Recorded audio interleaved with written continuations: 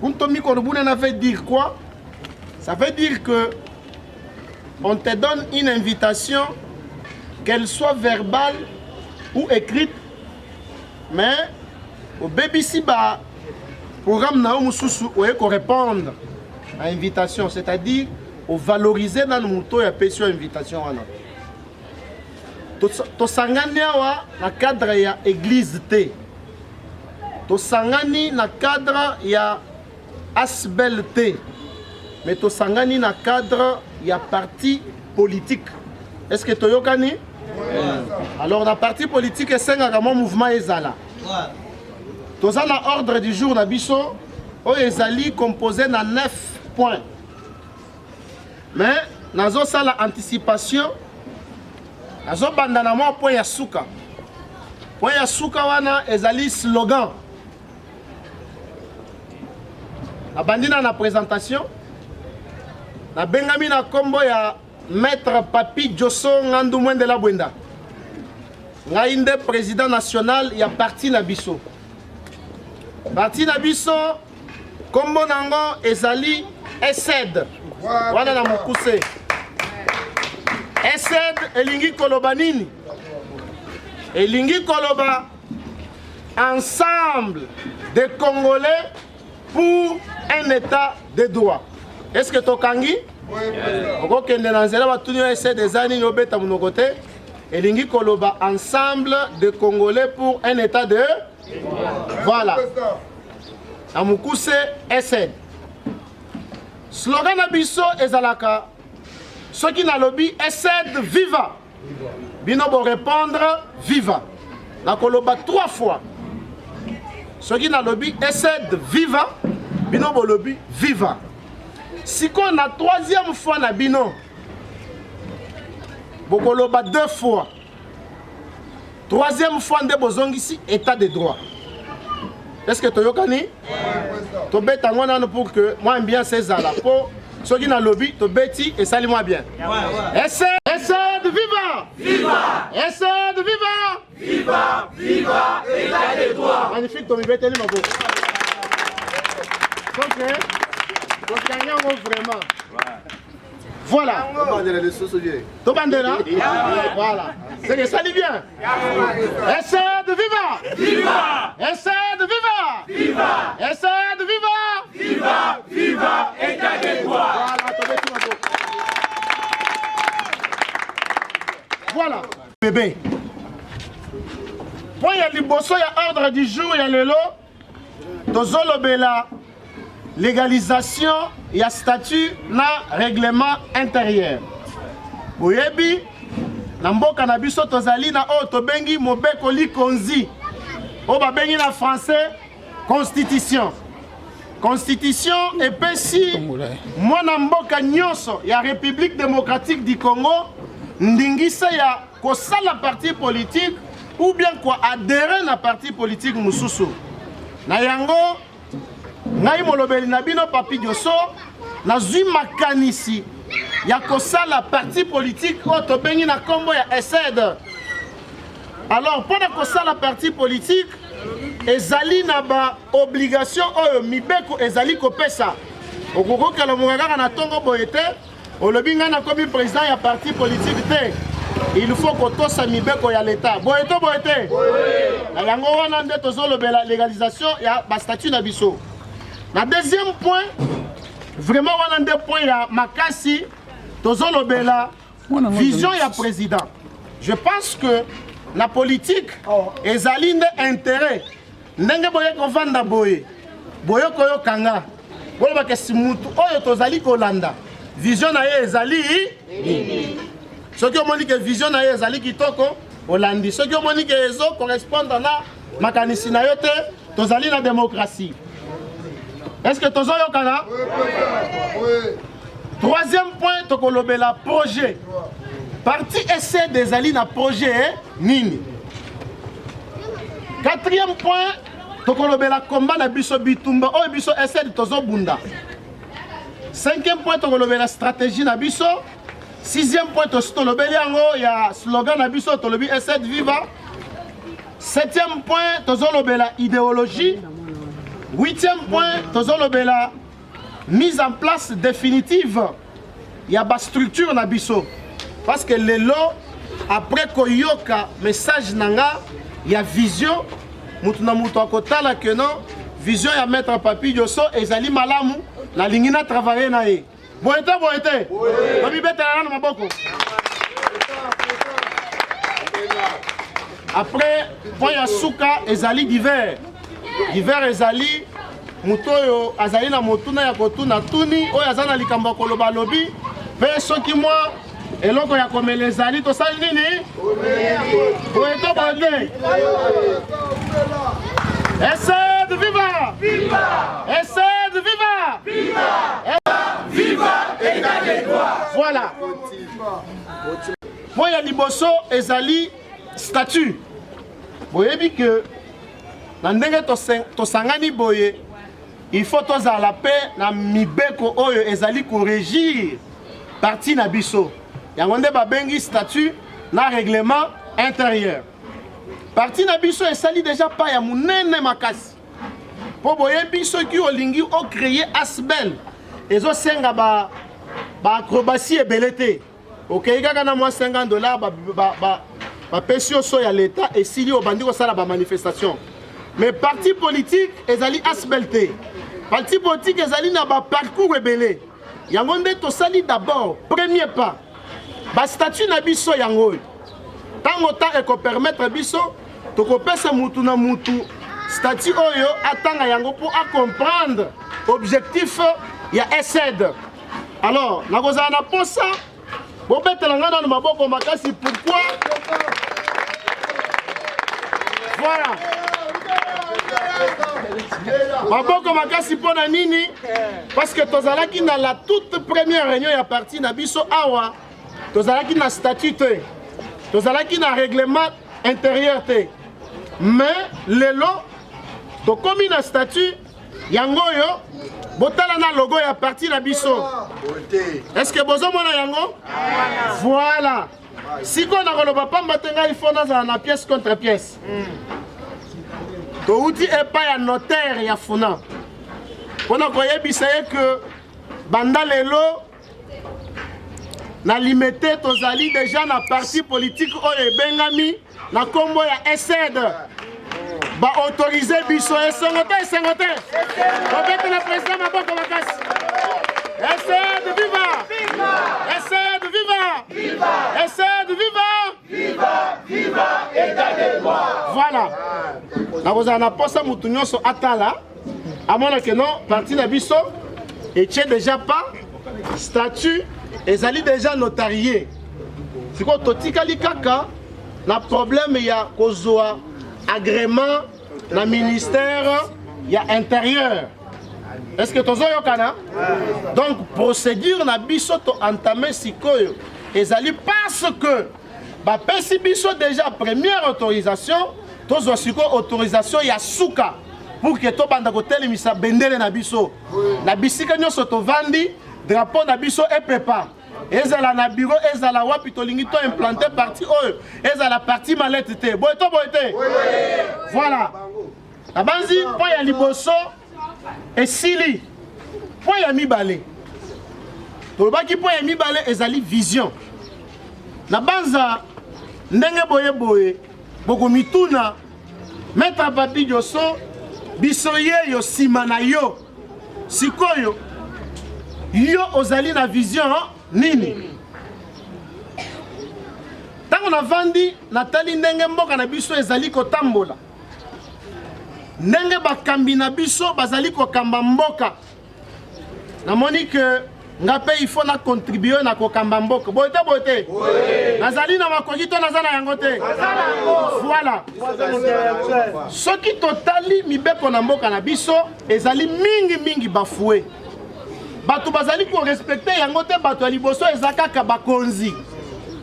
Je pense que ce qui totali na code de la route okomona tango mususu balobi ke nzela oyo mitu ko banda ko kita e ko banda ko sala nini komata. Oh babengi sans cynique. Biso nyonso toyebi yango. Est-ce que bakonzi ba respectaka yango? Alors, biso parti ESSED. Vision na biso ezali la primauté de l'autorité de la loi. Na ESSED to linginde mibeko ezala respecté na mutu nyonso. Boyoki vision nanga? Na lobinine, la primauté de l'autorité de la loi. Ezala esika o vandi. Ezala esika o tekaka. Il faut qu'on respecte mibeko yambo. Est-ce que okoki ko kende pa ya mutu okoti na ndako na sans autorisation? Ce qui okoti ba ko benga nini? Infraction. Infraction nini? Violation de domicile. C'est-à-dire ceux qui mutoye pas na yo a koti na ndako na yo sans que yo moko pesere autorisation. Ezanine infraction. Est-ce que toyokani? Alors na essaie de na biso tozali ko bunda pour que mibeko ya mboka ezala respecté. Est-ce que tozoyokana? Omoni mokonzi azozonga sans cynique. Ozali na makoki ya kotele misayo ko barricade yenzela parce que mibeko zo pesa yo ndingisa. Et là que zo boma biso peuple congolais ezako banga. Omoni général azoleka zo ya sans cynique obangi parce que aza général. Or, na mibeko li konzela biso to bengi constitution. Et lobby article moko et lobby biso nyonso liboso ya mibeko tozali égaux. Tous les Congolais sont égaux devant la loi. Article 13 de la Constitution. C'est que général azali kolo ya mibeko te. Est-ce que tozoyo kana? Tozali susu le développement par la justice équitable. Bandeko. Boyebi que problème ya justice na mboka na biso et poser likambo monene. Tozali na esengo pour na régime oyo ya sikaye parce que depuis nga na yebi makamba politique na tikala komona te directeur ya cabinet bakangiye. Tolandaki dossier na ndenga koti bakala. Boyete. Yango nde essaie d'azali ko bunda bitumba. Yo okoki ko zo problème. Ata ozu problème na présidence de la République. Mais mibeko ezala kaka liboso. Na pesi ndakisa. Okei na nzela. Mutuka ya Transco et tuti yo. Okokende wapi? Okofunda nani? Bo répondre na okofunda nani? Totika makambo kotume biso toza la violence te. C'est que okofunda l'état. Oyebi que l'état peut ofunda kaye? Voilà. C'est-à-dire bitumba essaie des obunda ezalinde justice ezala équitable na motonyo. Ozala na mbongo te. Mibeko esale? Tozoyokana? Voilà. Ezate que ozi problème na général. Tokeye na justice. Général alobi non, nga naza général ye aza motopamba te. Mibeko ya mboka esala nini? Esalema. Wana ezali vision na biso na SN. Bitumba essaie de tozo bundande yangwana. Essaie de viva! Voilà. Tozo lobela lisusu amélioration ya social wana kutunde ndenge tovandi boy biso nyoso. Nzembo na biso, ezala ba député, ezala ba ministre, ezala ye moko président. Nzembo na yena monokeza nini? Social ya peuple congolais biso. Tant tozo loba social Toyoki que mokonzi mboka atie ba bus environ 50 pour na ba étudiants ba banda ko kende classe au félé ba futa lisusu transporter. Il suffit wala kisaka carte d'étudiant yo wana okoti. Kitoko te. Voilà. Social mususu ndenge to vandi boy. Okomona na kingasani ba ezate. Oya boy ma ezate. Okende boy courant ezate. Alors bitumba essaie ezobunda na vision na yango ezali social ebonga kobonga ya social wana dollar ekita batu balia bana bapola minu na Thompson kitalo te essaye de vivre donc na social nde esika bitumba na biso ezali sikoyo tokobanda ko manifester yango ndenge nini constitution epesi biso ndingisa ya kosala manifestation soki osepeli na eloko te badepute nani bavotaka bango biso si nde tovotaka badepute est ce que boyebi ke biso mpe toza na droit ya koyebisa depute ake lisusu parlement te boyebi yango na ndenge nini nazo explike bino lokola yo mutu ovote depute yo mutu sikoyo oza na droit ya kobengana ye esika wana mibeko epesi possibilité mibale possibilité ya liboso bandeko na ye badepute soki ntango mosusu azotravaille na bureau ya parlement bazali na droit ya kosala motion mpona kolongola ye na bureau exemple ya Jean-Marc Kabunda bolandaki yango ti azalaki premier vice-président ya assemblée nationale motion ekotaki balongolaki ye na esika wana atikali député simple mais yo nanga tozali na droit na obligation ya ke soki opesi député mandat à répondre na besoin ya yo peuple te olongoli ye wana okolongola ye ndenge nini par pétition pétition eza nini tolamuki na ntongo tomoni ke député wana totindi ye asali mosala malamu te essaye de tosangani biso nyonso tosali mukanda wana tozosadresse na président na ye toyebi tolingi komona mutu wana te parce que biso nde tovotaki ye alonga wana koma député te alors mibeko ezopesa ndingisa ke soki bosangani 100 000 personnes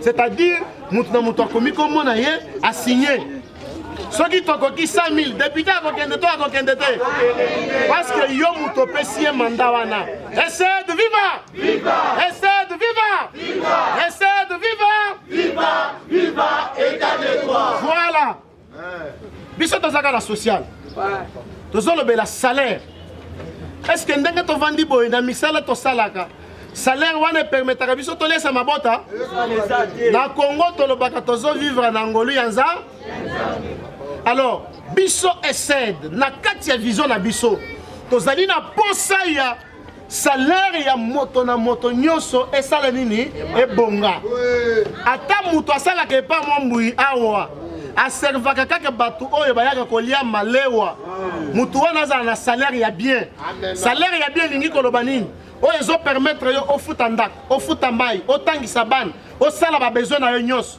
nanu yo moko orépondre mpe na besoin ya bato oyo bavandi pembeni na yo ntango mosusu famille na yo boye te bitumba ya ESED yango wana voilà la vision de l'ESED ezobunda pour que bakonzi ba-améliorer état ya salaire na biso kitoko te soki par exemple balobi ke salaire minimum ya mutu ezala 12 000 par jour n'est-ce pas tu travailles pendant 26 jours soki ozwi 12 fois 26 c'est qu'on pèse biso combien bato bayebi calcul mental tokozala na ba 200 quelques mille n'est-ce pas 280 000 imaginez-vous mutu ayaka epa na yo mpona kaka kokombola ndako kosokola basani na suka ya sanza azozwa 280 000 c'est que yo mutu ozofuta ye il faut ozala ozozwa salaire ya liko parce que salaire il faut répondre na besoin ya ndako na yo ye mpe na part na ye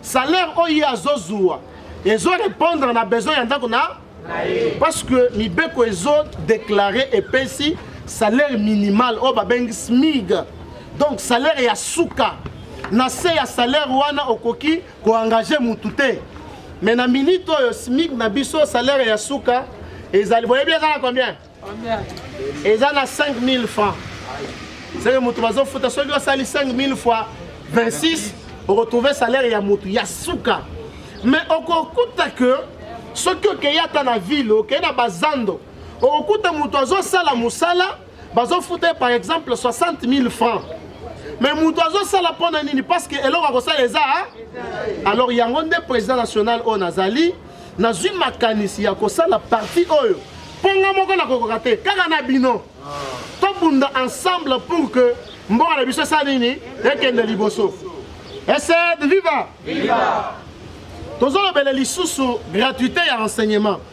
Nayebi que eloko wana ezali vraiment nzembo oyo tozoyemba mikolo depuis mokonzi ya mboka akoti na bokonzi abundaki pour que bana nyonso ya école primaire batanga ofe kitoko to kitoko te ata matata ezali mais seulement volonté ya que bana bakende classe ezali malamu bongo te so totali na bamabota mosusu awa bana bazotanga nanu ofele ya solo to ya solo te alors eloko nyonso na ebandeli ezalaka kaka na matata na suka nde ekoya kovanda alors biso mpe esed tozobunda que gratuité ya enseignement wana esala nini evanda bino baparent nazoyebisa bino likambo moko oyebi que lokola mibeko na biso elobi enseignement primaire il faut ezala ofele siko soki bakuti yo na mwana oyo azali déjà na âge ya kokende école azokende te yo para bakokanga yo toyokani na kolinga te biso na esed tokutana na baparent oyo bazali na bana ya âge scolaire mais bana wana bavandi na ndako parce que okopesa lisusu raison te mbongo ya kofuta eza te te mokonzi ya mboka alobi classe eza ofe donc biso esed toza kaka na mobilisation ya komobilize baparent pour que batinda bana na bango na baeko esed viva viva. Na kati ya vision na biso lisusu tozali na problème ya hospitalisation à égalité lelo soki obeli okei na hôpital bozali na moto aza gravement likambo ya liboso bamédecin basalaka eza nini bon soki siko boza na mbongo te moto akokufa to akokufa te alors soki ministre aye wana batiki yo bazwi nani or ministre aza wana na manda na yo alors biso esed tozobunda ete hospitalisation soki mutu abeli azala soki akei na hôpital bazwa soin na ye le plus vite possible hospitalisation wana tokobunda yango ndenge nini imaginez-vous que ndenge toza boye tozwi ndeko Abdallah azosala na société songolo na kati ya société wana bazali abonné na hôpital parce que mibeko ezosenga bongo toyokani bazali abonné na hôpital moko c'est-à-dire soki mwasi na ye ou bien mwana ou bien proche aza na responsabilité na ye akwei malade mbala moko bakokende na hôpital oyo baza nango na abonnement bakotraite ye facilement mais wana ezaka mosusu mais ka ya mutu oyo aza na société te par exemple mutu aza privé neti biso boza na abonnement na hôpital te soki okei na hôpital bato ya hôpital baminganga selon serment na bango ya Hippocrate il faut bayamba yo nanu makambo mbongo batala sima mais lelo na mboka na biso baminganga bazosengaka mbongo liboso moto akufi parce que bato ebele bakufaka na bahôpital na biso eza pas parce que babeli makasi mais parce que manque ya moyen nde esali moto aza na mbongo te baye batikali kaka liboso wana wapi mbongo boluka mbongo ya fiche boluka mbongo ya boye alors que il fallait bazwa nani so ya moto liboso essaie de vivre viva essaie de vivre viva. Je pense que vision ya essaie de yango wana donc biso tozali kaka na kobunda pour que mibeko ya mboka na biso ezala applicable na mutu nyonso na lolenge elongo bani essaie de vivre viva.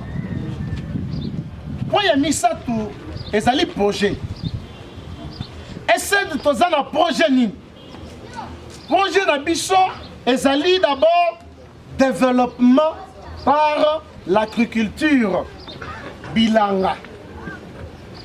Est-ce que bosi bokenda na sele maluku na bakote nyonso wana bozomona ndenge baterrain ezali vide na betele bino lisolo ndenge Chine développa Chine tango bazwi difficulté bamoni que poto bima na difficulté oyo il faut tosala bilanga parce que bilanga ezalaka bien makasi soki bilanga te biso tolinga tovanda na Kinshasa wa te chaque jour il faut tolia bamatiti il faut tolia fufu masangu ainsi de suite mais soki bilanga eza te moyen bato bavivre kozala pe te Chine bakangi ba frontière na bango nyonso. Ba lobby mutu na mutu nyonso azali na droit ya kosala bilan. Basali bilanga pendant 5 ans. Je vous jure, masangu na ndenge moko ya kosakana te. Bandunda ba biloko ba tiena ba dépôt biloko ebele. Ba yeko fongola frontière na bango. Ba pesi condition. Mutu oyo azokota na frontière na donc na mboka na biso. Olingi oya na République démocratique du Congo, ba pesi condition somba na masangu na biso. Est-ce que vous avez oui. Vous avez dit si comme mongo on ezokota na caisse ya l'état, ils ont permettre ba futa ba enseignant, ils ont permettre ba tonga banzela, les Chine lelo est développé to komi ko benga ye grande puissance. Est-ce que c'est impossible tout ça la moi? Yango wana nde projet na biso na SED. SED ezali na projet ya to sala bilanga, to sala ba société, to sala ba entreprise, ba tu ya liboso ya ko engager ezaka kabino. Est-ce que tozo yokana? Parce que la carte essaie de batouper belé bazar na misala te. Boyote. Alors ceux qui essaient de yemoko abandi nan ko sunga l'état na ko sala bilan, ko engager bat, c'est que alléger quand même moi tâche pas à l'état, batou, bazumisa sala. Et là comme susu o ebiso to négligeaka. Ezali ko boko la bibwele. Est-ce que boyoki ndenge makiel emati? Maki Mati Makas. Maki Liki Moko est comme 500 francs. 700 francs plutôt. Alors ceux qui n'ont essayé de tozana ba poulailler na biso. To engager bana na biso. Biso to lobby lokola kuna batie 15 000 plateaux, biso to zo tia plateau par exemple 12 000. To ko sala mongo to ko sala te. Projet na biso ezo se basé kaka na agriculture na élevage. Mais na koningana mobeta SED maboko to bibeta na maboko sikoyo otola maboko wana pona nini SED déjà tozali na terrain na biso moko kitoko te to bibeta isusu maboko SED viva voilà c'est-à-dire musala ekobandana na kati ya SED parce que ezali jeune parti on ne kokisi pas même 2 mois. C'est-à-dire, ndenge to vandi boye, to l'équipe va partir belé. Boye to boye. SED viva. Donc, SED azali déjà na terrain na ye pour na ko sala bilanga. Na kati ya terrain wana to ko sala lisusu élevage. To ko sunga batu oyo to zali ko sunga me batu na biso na kati ya SED. To boko na bibwele to teka yango oyebi ke ngana linga soso makasi ya. Boyebi te ha?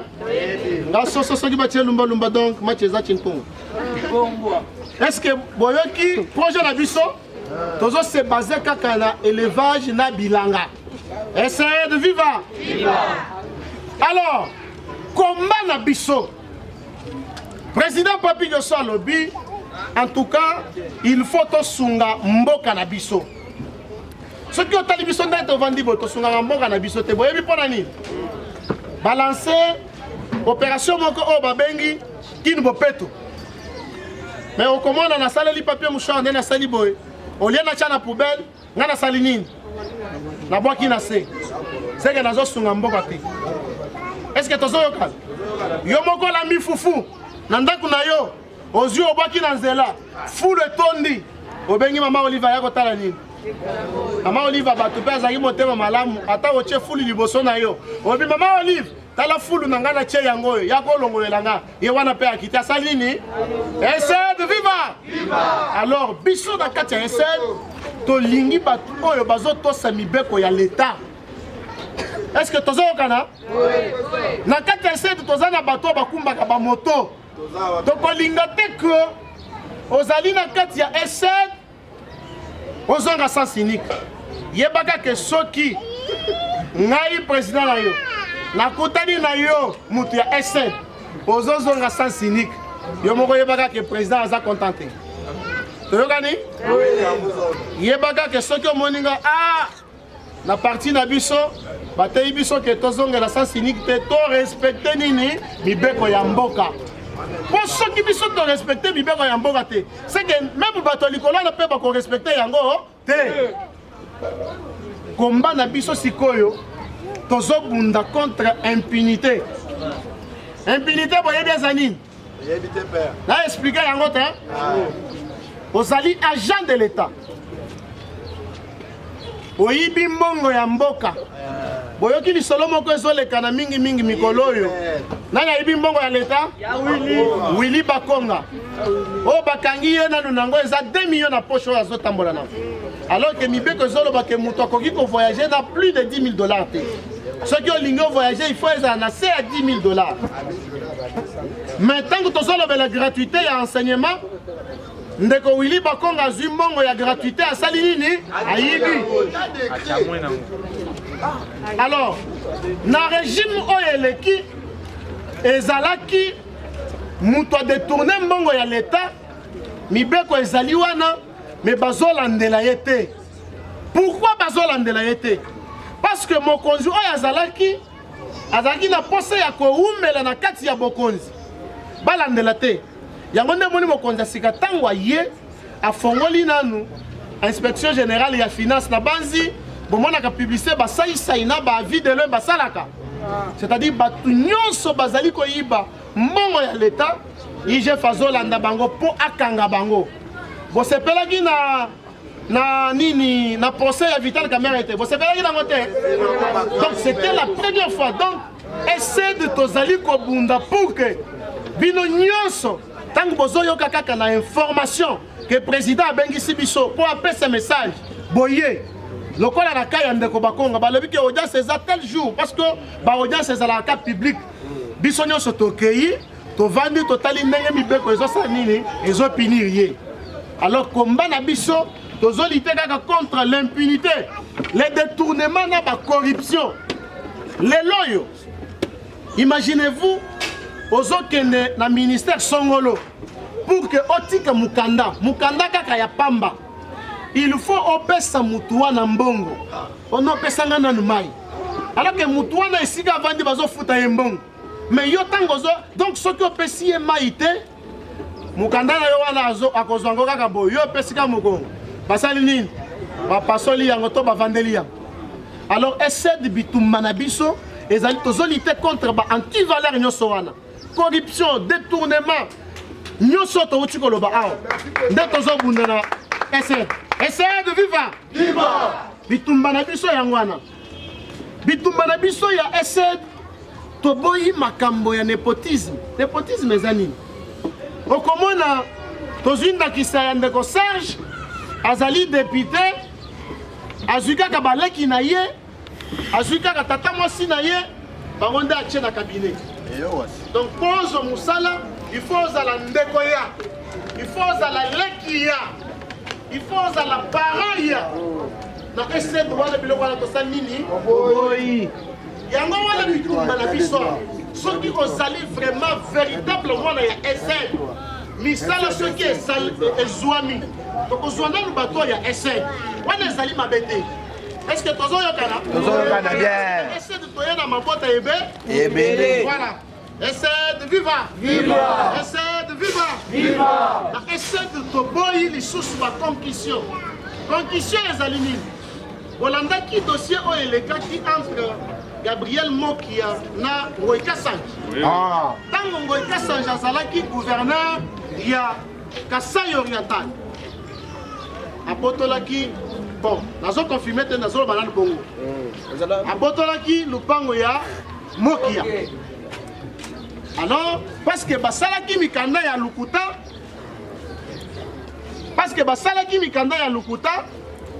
nde tango siko état de droit eye kovanda tango état de droit eye kovanda nde ndeko Mokia aye ko récupérer lupango na ye soki boyaki na réunion na biso ya mokolo elekaki to expliquaki ce que c'est état de droit yango wana nde ozomona slogan na biso à chaque fois tozoloba essaie de vivre tozosukisa kaka na état de droit tolingi mibeko mutu nyonso azala ndenge moko liboso ya mibeko na biso essaie de vivre voilà bitumba oyo essaie azali kobundela point na biso ya 7 ezali idéologie oyebi epa na biso La République démocratique du Congo, tozali na opposition na majorité. Est-ce que tozo yokana? Oui. Alors, biso tozali ba progressiste. Ba progressiste wana na lingala ya léger elingi koloba nini? Elingi koloba bato balingi mbongwana. Otango président Papi Josso avandi atali que salaire ya bato ezo bongwate. Soki batuni bino parti na bino SR ezali na idéologie nini? Bolobi kaka tozali ba progressiste. Ba progressiste bazali nani? Bazali banani? Bato ya balingi mbongwana. Makambo ya kala eleka, makambo ya sika sala nini ezonga. Mutu babanda ko futa ye $400. Toza déjà na statut na biso. Ezali notarié na notaire ya funa. Lokola tosala ki réunion na biso ya le 27 février. Il y a même année 2021. Lelo le 9 mai tobanda ki kosala mobilisation pour la réunion ya lelo. Tolingi tovandisa ba structure na biso. Na banza bo uti koyoka vision nanga. Na lobby makambo nyonso en long et en large. Na kolinga sikoyo topona batu oyo bazali na posa ya ko travailler elongo nanga. Ndeko nanga sunganga. C'est-à-dire ceux qui ont moni que ozaka na ba occupation ebele. Kondima charge était mieux vaut et si kawana etika la vide pour que tout luka mutu oyo akozala disponible lingi kolobanine.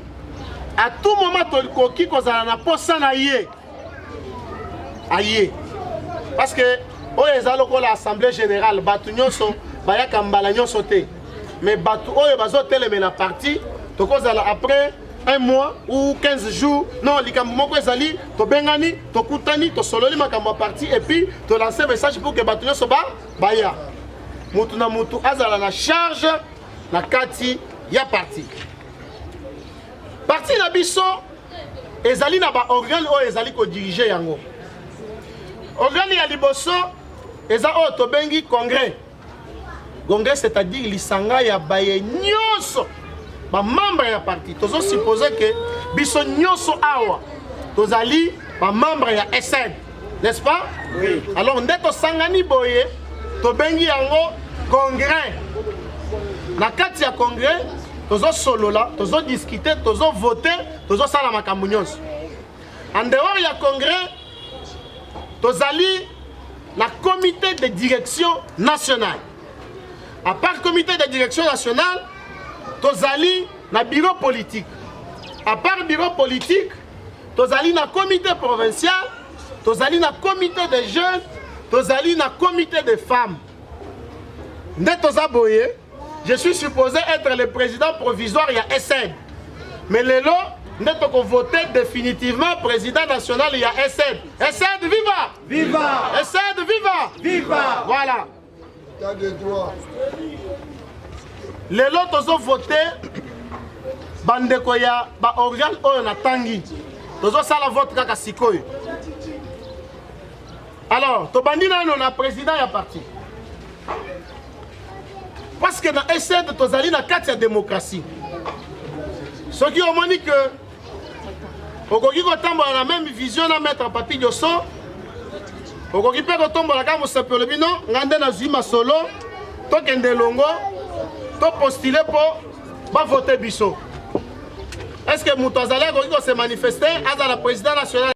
Ça va. Moutazali fait ce que candidat unique est Zalingaï, Papi Josso. Comment est-ce et ça, viva!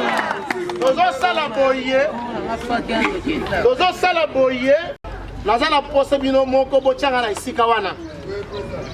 Alors, tokoki ozala combien? Nani akoki ko tangele biso wa? Secrétaire tangele biso nano. Comment on est président? Hein? Président national. Et pas la biche de démocratie. Boyeto, boyete? Oui. Voilà. Comment on est?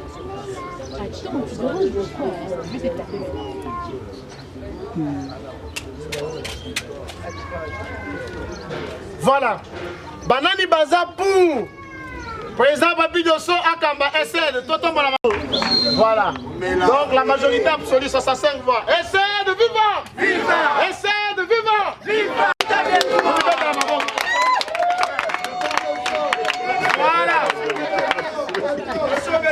C'est que le nom président national, il y a SED. Donc le baron Nassim. Voilà.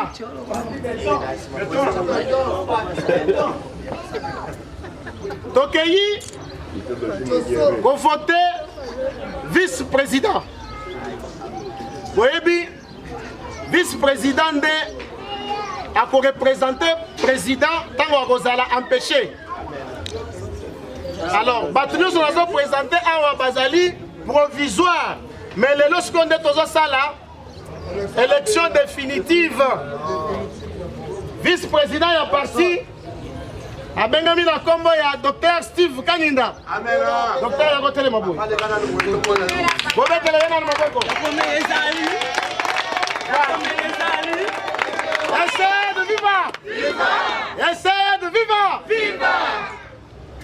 Alors, Banani Baza pour Nani Moussous Agogi va se manifester pour que Azala vice-président. Jolie télé Maliko. Maman jolie télé Malikolo.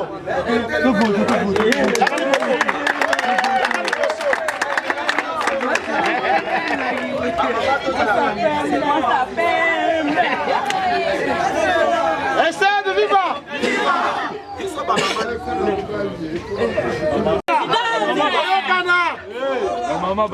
Toyokan. Tozali na deux candidats. Essaye de pas n'abisso ezali démocratie. Dans le but que ceux qui ont moni que ozali na compétence, il y a besoin poste wana tombola mosapi. Ceux qui ont moni que compétence ezate parce que dans quatre il y a parti vice-président Zali Motomonen. Où il y a répondre d'abord na ba besoin financier. Où il y a répondre na ba appel et à parti pour représenter parti même la télévision. Parce que vous avez que le président Nabino a les gars mingi na télévision. Bon, on a raté, on va rater. Essaye de vivre. Viva. Voilà. Toza na état de droit, oui. Toza na deux candidats. Tozali na Maman Jolie, Tozali na Dr Steven. Banani, Bazali pour Madame Jolie. Il faut qu'elle ne m'enlève pas, tombe le misapi, totanga bien. Soki otomba. Bosez la. 1, 2, 3, 4, 5, 6, 7, 8, 9, 10, 11. 11 voix. Essaye de vivre. Viva, viva. Voilà. Banani Bazali pour le Dr Steven.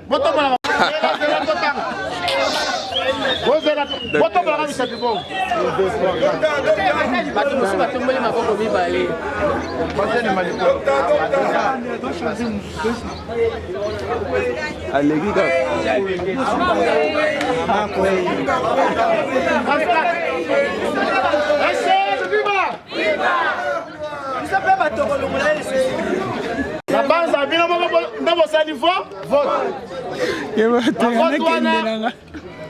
Maman Jolie Abimi a 11 voix, na 10 voix plutôt. Docteur Steven Abimi a 34 voix. Combien tu as eu, maman?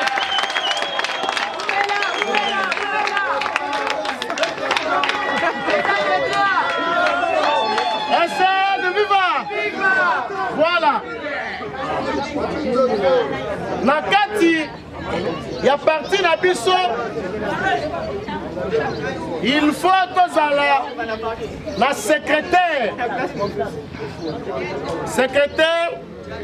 général national. Mais Tozali n'a regret parce que le secrétaire Nabiso a eu un programme a y été. Alors Tozali n'a qu'à y a voté. Tozali la secrétaire adjoint. Yemutu Azali Papa Terebalikolo. Secrétaire adjoint, comme on a eu, monsieur Steve Massanga. Alors, est-ce que ezali na mutu mususu oyo azali ko sentir que ngai il faut pe nazala cadre ya SN parce que na uti koloba soki olingi osunga biso na cadre ya que soki parti ezali na réunion à la fin de chaque mois tobengisi bino nde tobengisi boye oye ça va mais soki oza cadre toza na yo posa à chaque instant est-ce que tozoyokana kotombola mosapi te mpo otie biso en difficulté soki olingi osunga biso zela na suka ya sanza tobengisa biso lisusu toya tovanda tolobela makambo ya parti boye to boye te esede biso toza kaka na clarté démocratie tozosala makambo ya kuku te alors est-ce que candidat mosusu azali aza te susabana kokoma. Alors, Banani baza pour Dr Steve Massanga. Oh, mais c'est Steve Massanga, Azala secrétaire national. Bon, celui qui m'a dit voilà. Steve Massanga. Mais il ne faut pas travailler beaucoup. Il faut en adjoindre. Il faut postuler na poste ya secrétariat adjoint. Voilà, tozali na ndeko. Comment nani? Jamba. Voilà, comment secrétaire adjoint Jamba. Élection. Élément. Le secrétaire adjoint tozali na monsieur Jamba. Jean Bantou. Bantou. Voilà. Nous avons M. Kalombo. Ah, Kalombo Koudous. M. Kalombo. Voilà M. Kalombo. Voilà. Bande Kotozo, le secrétaire adjoint. Nous allons dans Bande Komi Balé. Nous allons dans Jean. Nous allons dans Kalombo. Nous allons dans Jean. Banani Bazali. Pour que Ndeko Jean a la secrétaire adjoint. Vous avez l'ordre, vice-secrétaire, il faut à la mako. Vous avez monsieur Jean. Banani Baza pour. Alors on a le chapeau vert.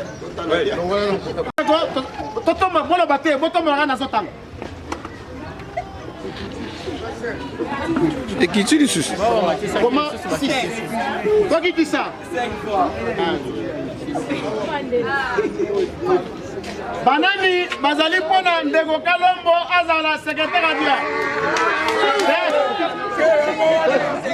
C'est la totale bozela.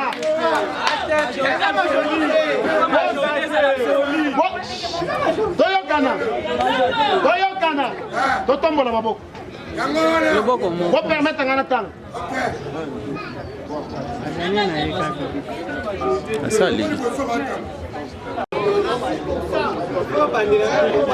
Voilà. Oyoka, essai de démocratie dans la clarté. Nous allons la bande de balai. Ndeko Jean a eu 6 voix. Ndeko Koudous a eu 18 voix. Oyokana.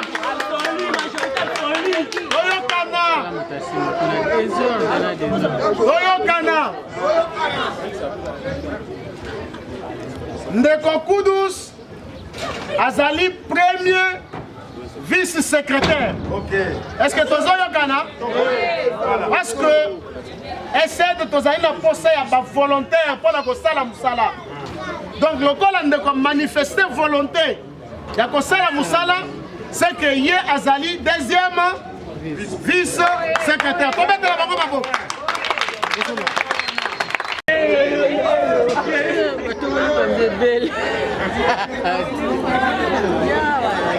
Ça va pas être ça là, le quoi la makambo mongo ezalaka na moi toleki nanu na à suivre.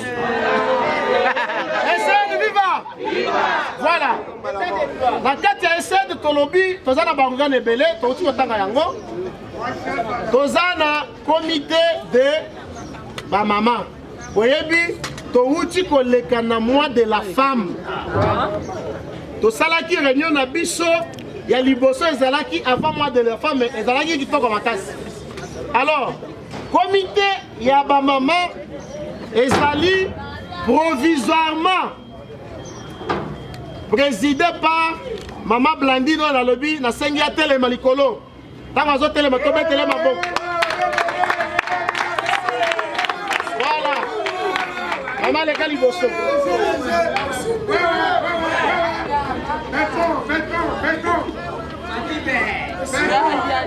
Essaie de vivre. Essaie de vivre. Essaie de vivre. Viva état de droit. Voilà. Awuti ko yebisa bino que bosunga parti na bino ndenge nini ntango ozali ko postuler na poste wana, rassure-toi que il faut ozwa ba responsabilité ya parti. Responsabilité ya parti na ndenge nini parti ezali na poste ya misolo bino moko bomoni ndenge ba cameraman bazali kozwa biso bilili oyo ekosuka awa te bokolanda yango na télévision ba etando ike. Alors tozali na posa ya que biso batu tozali ko kamba tango besoin ezali biso na tosali nini mais soki sikoyo opostile na esika tokomi kozala na posa na yeno nakei koteka maleo nakei na zigida nakei bo omoni ke okopesa parti moi de fait moko boye yango wana la meilleure façon ya yo kosunga parti ezali ya que soki omoni ke ozali na makoki ya postuler te zelaka ba réunion na biso tozosala à la fin de chaque mois pour oya ko répondre.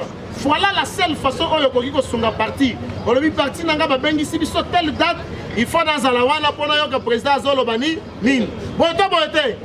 Essaye de vivre.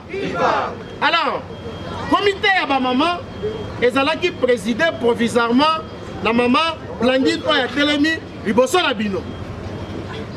Est-ce que ezali na mutu mususu oyo azali na posa akamba ba maman na kati ya SN? Donc azate tozali na candidate moko maman Blandine banani baza pour que maman Blandine azala maman présidente ya comité ya ba maman.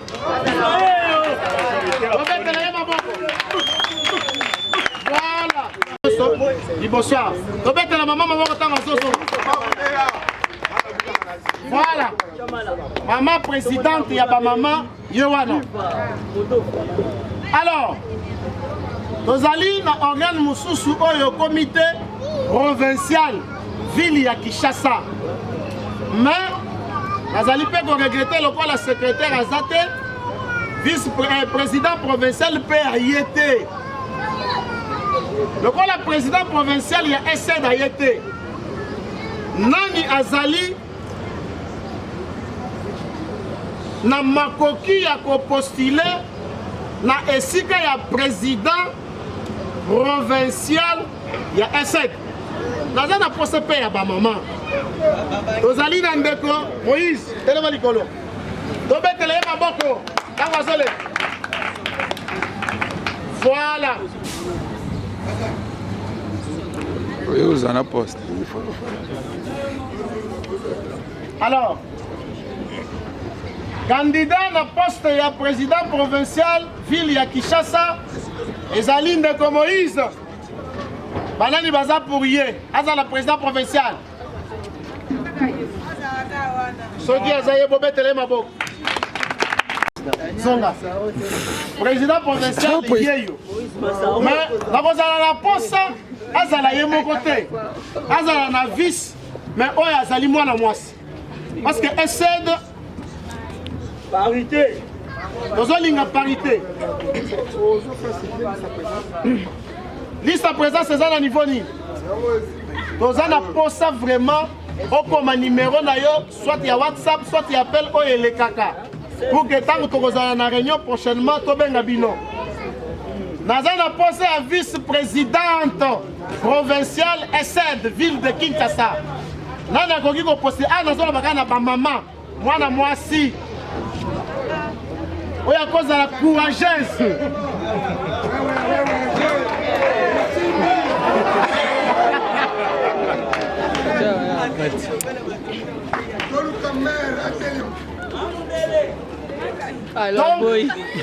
Donc na maman na biso nyonso na ba jeune fille na ba yaya awa moto azali na makoki ya kozala vice présidente ville ya Kinshasa te. Bon, ça va. Ce comité à ba jeune tozalaki na président provisoire. Président provisoire oyo abengami na kombo ya monsieur Abdallah Chimanga atelema likolo tobetele maboko. Voilà.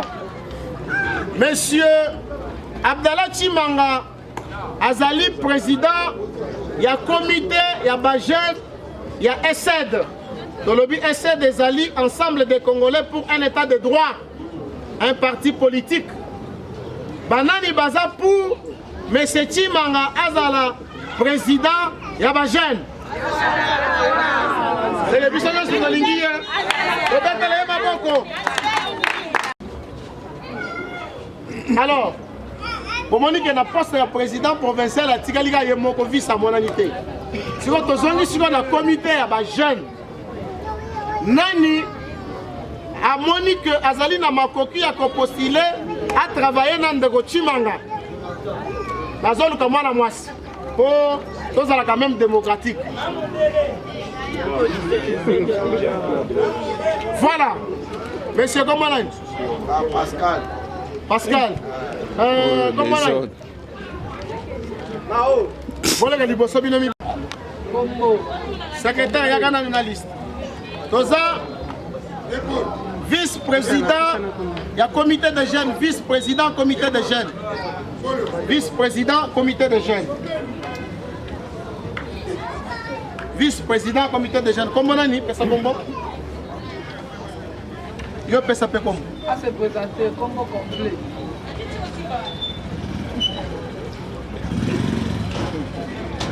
Secrétaire Salanoki. Rosalina. Pascal Kabange. Pascal Kabanda. Tobandina Pascal Kabanda. Banani baza pour Pascal Kabanda dans la vice-président du comité de jeunes. Pour permettre à la sanga pour tombola. 1, 2, 3, 4, tombola mon aussi à Temi Balé. Hey, Mawa Beti. Majorité absolue. Mawa Ali. Mawa de la Chine. Azat Tricherie. Azat Tricherie.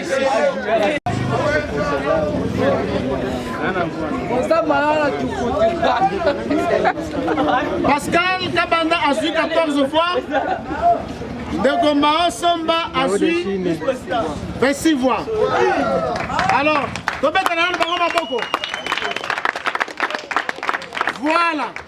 C'est que le comité ya jeune, il y a ESSED. Mao Azali, vice-président. Donc Pascal a continué à comité na bango, président na bango, M. Chimanga Abdallah. Donc Bangonde va constituer comité ya ba jeune. Tobete na bango maboko. ESSED viva! ESSED viva! ESSED viva! Viva! Voilà. Bande kolanga ndenge tolingaki tosuka mais naza na posa pe ya bato ya protocole oyebi ke na minute oyo tozoloba makambo nyonso kaka président national moto azosala nakozala na posa nazala na bam surtout protocole nazolukaka basi parce que bango nde basalaka protocole kitoko atako bamibali mpe basalaka mais quand même tozala na sens ya parité. Alors ndeko ya mwasi nini akoki kondima a travailler comme présidente ya baprotocole Mamundele. voilà Mamundele telema.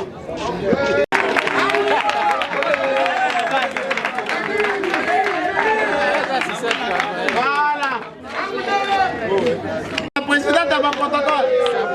Voilà. C'est que l'un des présidentes, il y a ma protocole.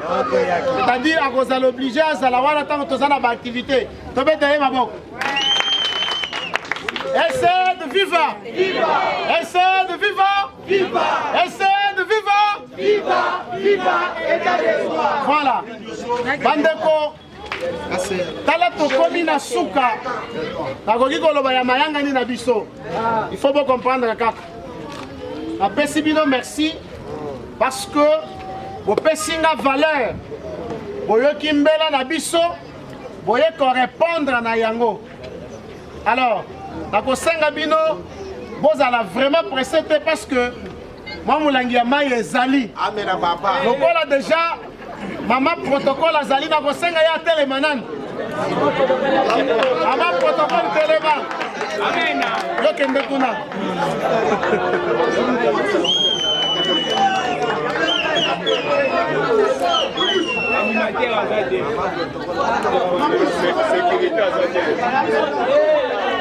Ok, boyoka. Va soulever comme souci à sécurité awa.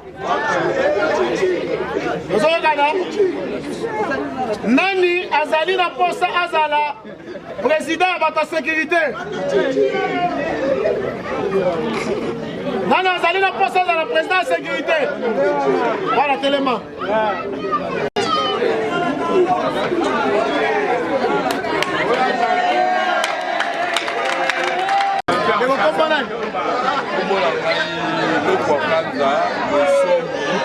Essaie de vivre.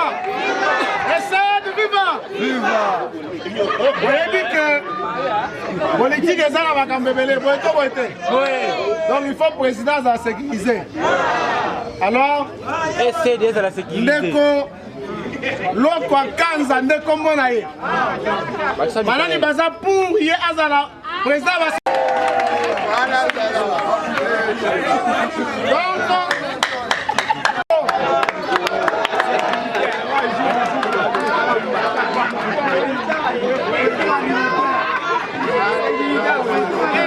Essaye de vivre. Vous voyez que makambo ya bien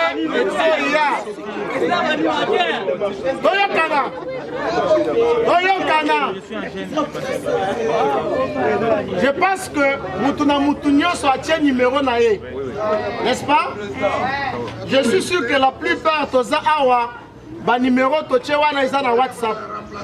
Bongo te parce que tozali na groupe ya WhatsApp otoko banda ko pesa message. Parce que après réunion ya lelo essaie de toko bongisa milulu pona koleka na etando ike. Est-ce que tozo yokana? Alors à partir ya wana toko banda ko pesa ba message. Soki tozo leka na télévision to bengi bino to yebisi bino bolanda. Eza malamu to malamu te. Voilà. Alors, napesi bino merci makasi parce que vous voyez vraiment pour répondre à l'invitation à biso. Essaie de tozali na esengo. Tolobika que lito inabino ezala ya kofongama. Boyoki vision na biso awa. Tango bozo tambola, il faut bosser l'attention. Ceux qui osent respecter Mibeko Yamboka, c'est que vous avez vraiment moi na SNDT. Est-ce que tozo yakana? Est-ce que tozo yakana? Voilà. Je pense que tu as commis vraiment la souka pour que tu permettes à Bino Bozonga Bisika Boutaki. Mais avant Bozonga, tu as déjà na carte d'hiver. Ceux qui bozali na mituna, Botuni te répondre à Bino. Nani azali na motuna.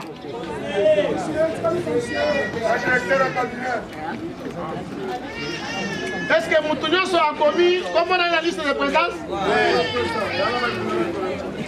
Attention sur ma comité. Voilà. Tuna Motuna papa. Merci Président pour avoir m'accordé la parole. J'aimerais aussi savoir. C'est bien. La ligne Pénaïba, réunion et Kozala, chaque fin du mois ou bien chaque dimanche. C'est ce que j'aimerais aussi savoir. Voilà. Motuna Yandeko Nabiso ezali boye. Essaie de tokobanda kosangana chaque dimanche ou bien tokosangana chaque fin du mois. Sikoyo motuna wana nazozongisela bino. Lokola partie na biso ezali nanu bébé. Bolingi tosangana chaque dimanche, to bolingi tosangana à la fin de chaque mois. Donc chaque le 30 tosangani. Chaque mois. Chaque dimanche.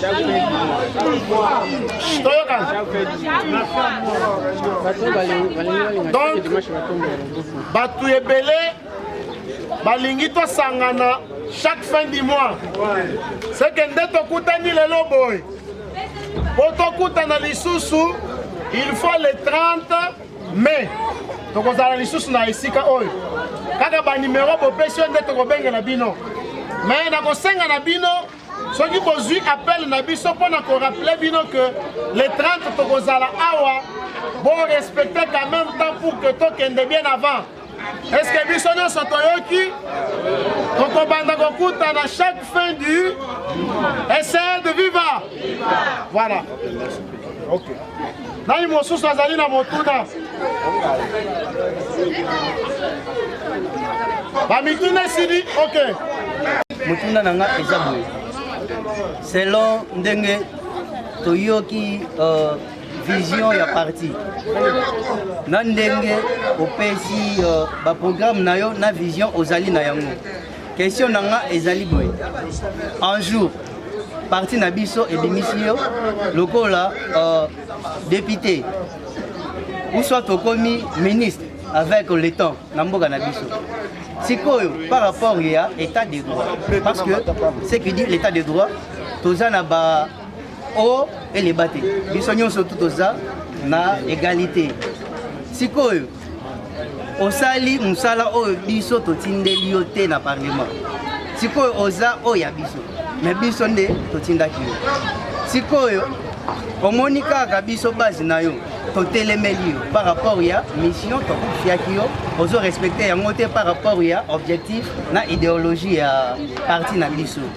Okozala contre biso to comprendre que eza sikoyo idéologie na biso toza na chemin, raison pour laquelle tolandisi kaka maloba par rapport ya idéologie na biso to lobakeno yo oyoyo totindaki ozosala eza yango te tomoni siko keno yo place wana te faut tosala ba marche ba pétition to signer pour longwa. Voilà. Je pense que Bolandi motuna ya ndeko. Alors, Maître Papi Diosso azali démocrate. Est-ce que tozo yokana? Ndeko tuni boy. Soki lelo to avec l'État. Nabimi ministre to député. Soki nabimi na kati ya idéologie. Na biso ya parti. Et que bino bo se soulever pour que bolongolanga na kolinga to na kolinga te. Boyoki motuna na ye. Voilà pourquoi je réponds en ces termes. Na lobby Papi Diosso azali démocrate. Na kosala ba effort nyonso pona ko respecter statut na biso bomoni déjà eza notarié. Statut eza wat. Voilà. Bomoni ba statut na biso. Tango to kosala groupe ya bino nyonso to ko lancer statut na groupe pour que mutu nyonso atanga à comprendre objectif ya parti, à comprendre ba donc ba makambo oyo ezali na compétence ya président. C'est-à-dire soki ozalaki na ebandeli oyokaki na lobaki soki député asali likambo to ministre biso population tozali na plein droit, plein pouvoir ya kosala destitution na ye par le canal ya pétition. C'est-à-dire soki bino bomoni que président Papi Diosso atamboli na ndenge elongo bani te par rapport ya statut na biso wana vous avez le droit ya kodestituer nga par rapport ya statut na biso. C'est-à-dire ce que je vais vous demander c'est le respect ya statut oyo. Statut oyo ezaka kanga moko te nde il faut la respecter yango. Biso nyonso. Est-ce que toyokani? Na répondre na mutuna na yeto na répondre te. Voilà. la Renaissance. Nani mosusu azali na motuna? Nani mosusu azali na motuna? alongola kiti